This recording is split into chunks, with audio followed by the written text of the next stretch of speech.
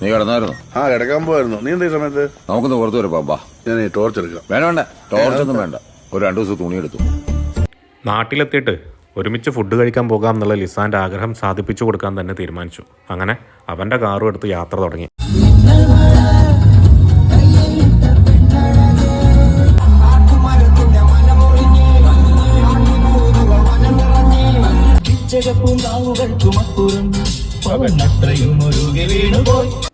അങ്ങനെ പാട്ട് കേട്ട് ഓടി ഓടി നമ്മൾ ഇവിടെ എത്തിയിട്ടുണ്ട് കേട്ടാ. നമ്മുടെ ഫയറൂസിന്റെ തട്ടുകട.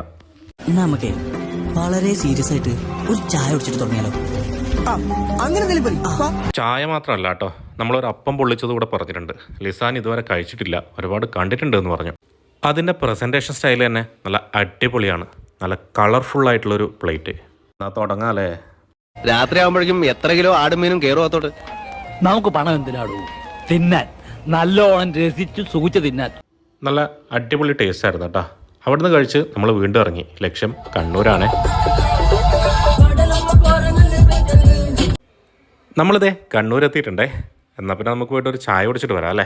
മഴ, ചായ, ജോൺസൺ മാഷ്, അന്തസ്. കട്ടൻ ചായയും കുടിച്ച് കഴിഞ്ഞ് വണ്ടി നേരെ നാട്ടിലേക്ക്. ഏകദേശം 2 മണിയോടുകൂടി കണ്ണൂരിൽ നിന്ന് വിട്ടേ. ചില പ്രാന്തുകൾ, അതും ഒരു രസമല്ലേ?